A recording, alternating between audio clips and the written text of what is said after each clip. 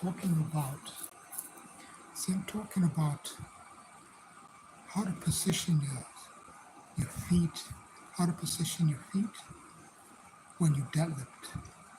There's something called ground reactive forces, just a fancy word where the pressure gets placed on your feet, traveling up to your body any time that your body impacts the earth. So when you step, something as gentle as a step, more aggressively or more abruptly a jump, or if you land down from a step, if you step down, that is, there's going to be a lot of resistance, a lot of impact, pressure traveling up from your heel. And not only, it doesn't stay at your heel, it travels up to the lower back. This is where the muscles of your core are so important to withstand that. In the deadlift, your body, your body's feet, and your body in general receives the same type of impact. These are called ground reactive forces. And the core muscles are crucial, they're very necessary to resist these ground reactive forces. You have to be tight. You have to keep those muscles already. The hip muscles, the core muscles already have to be engaged before you start to lift. How do you do that? How do you engage your core and your hip muscles when you're not even pulling the bar, when you haven't started pulling the bar? You do it with your breathing. Do it with your breathing first. Expand your belly and resist. Expand your belly so much that there's resistance. There's resistance against you reaching the bar. Hey, how you doing? What I mean by resistance is you expand your abdominal muscles, right? And you tighten your, once you expand your abdominal muscles by breathing into your belly, your abdominal muscles will get tight and you maintain them that way. At the same time, you tense your hip muscles.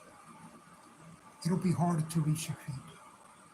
Come on, the belly is expanded and abdominal muscles are all tight and engaged in your hips. It's going to be harder to reach the bar, so your body will have a stiffness and a tightness that you're going to need before you start. Hey, how you doing? Hey, say my name. JJ. Hello, Melissa, Lola, Devin, JJ, and David. Devin Kozak. Yo, great. Everyone's going to have a great weekend. So, your deadlift requires a very strong core and very strong hips. And if you're pulling, if you don't want to lean over the bar, see, these are things that I really have to demonstrate, with an actual with the actual exercise of the deadlift. Oh man, yeah, that would be, that would be very difficult. And you'd have to take a good look, examine it, and make sure everything is okay before you continue. That's what I do. That's a general rule of thumb.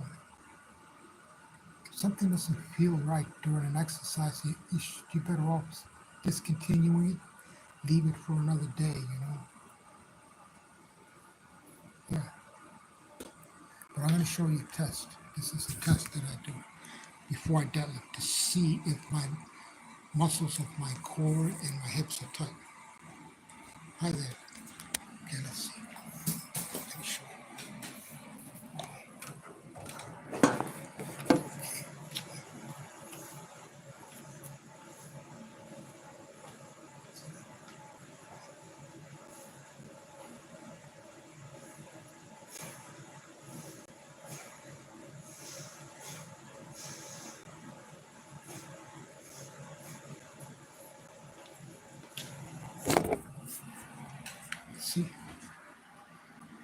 you drop your heels down to the floor, you shouldn't feel a lot of impact on your back if if you're breathing in and expanding your belly. So if you're breathing in, expanding your belly, tightening your hip muscles and your abdominal muscles, when your heels land on the ground, you won't feel the impact as much. But I forgot to mention, this video is not meant for recommendation or advice. This video is meant strictly for educational purposes. Okay. I hope everyone's going to have a great weekend. It's already started because it's technically Saturday, right?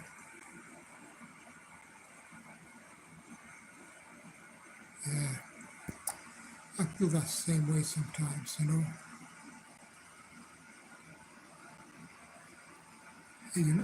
Like when I was young, should I get a violin? Start singing? When I was young, there was no cell phones, but there was a program, a cartoon. I don't. Does anyone remember Dick Tracy? He used to have a phone, used to have a watch where he could talk to somebody on video. That was really what something else, right? And I used to imagine if that could really happen.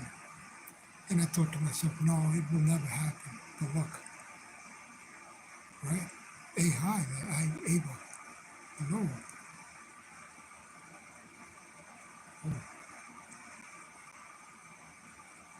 Yeah, so I never imagined that having a watch where you could talk to somebody on your watch would be possible. Like Dick Tracy was the cartoon, the name of the cartoon character way back when I was a kid. And that's what he did. He had a watch where he could talk to somebody. Can you imagine that? I never believed that could actually happen, and it did. Oh my goodness. You guys, ladies and gentlemen, are you ready for the weekend?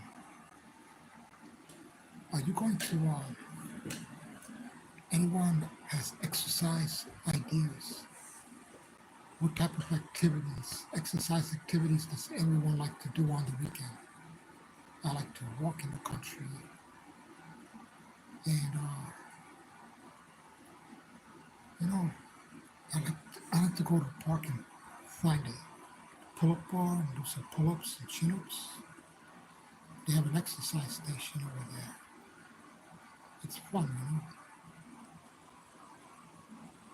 So I recently had an idea. I just wanted to stay in shape.